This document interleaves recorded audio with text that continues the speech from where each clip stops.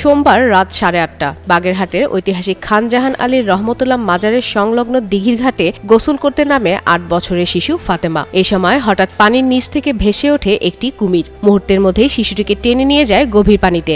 ঘটনাস্থলে থাকা মানুষজন চিৎকার শুরু করেন। কেউ ইট পাটকেল ছুঁড়ে, কেউ বিভিন্নভাবে কুমিরের মুখ থেকে শিশুটিকে ছাড়ানোর চেষ্টা করেন, কিন্তু ব্যর্থ হয় সব চেষ্টা। স্থানীয়রা জানান, ফাতেমাকে নিয়ে কয়েকদিন ধরে মাজার ঘাটে অবস্থান করছিলেন মানসিক ভারসাম্যহীন মা।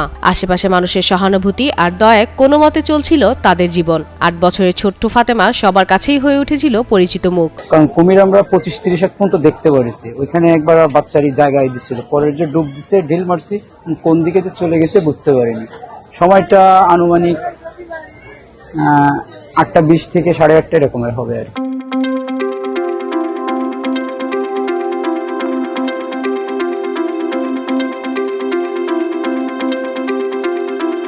ফাতেমা নাম করে 8 বছরের একটি বাচ্চা মেয়ে।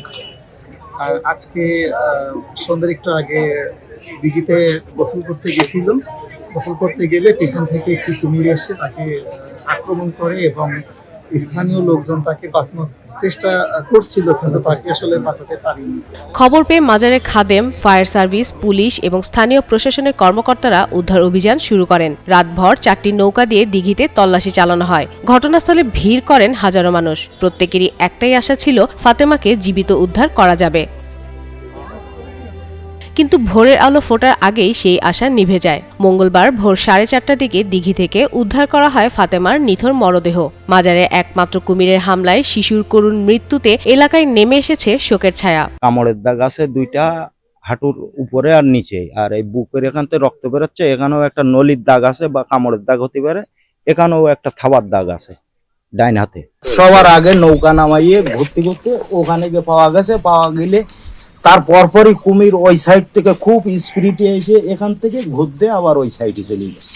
স্থানীয় জনপ্রতিনিধি ও প্রশাসনের কর্মকর্তারা ভবিষ্যতে এমন দুর্ঘটনা এড়াতে মাজারের ঘাটের নিরাপত্তা ব্যবস্থা জোরদারের কথা জানিয়েছেন। দিঘিকে নিরাপদ করা পর্যন্ত আমাদের এই কুমিরকে অন্যত্র স্থানান্তর করার বিষয়ে আমরা 2-1 দিনের মধ্যে আমরা সিদ্ধান্ত গ্রহণ করছি। পরিচয় বলতে পারে না, কিন্তু স্বাভাবিকভাবে চলাফেরা সুস্থ। এই জন্য তার ঠিক বাড়ি কোথায় আমরা আইডেন্টিফাই করতে পারতেছি না, কিন্তু মেয়েটার নাম ফাতেমা এটা নিশ্চিত, এবং ওর মেয়ে এটা নিশ্চিত। এবং সে এখানে থাকতো, এখানে খাওয়া দাওয়া, এখানে বেড়ে ওঠা, মাজারের আমাদের এই পরিবেশে এসে থাকতো। এখানে মাজারে এখানে দেখাশোনা, খাওয়া দাওয়া এখানে করতো। জোহরের নামাজের পর মাজারের পাশে থাকা গণকবরে ফাতেমাকে দাফন করা হবে বলে জানান সংশ্লিষ্টরা।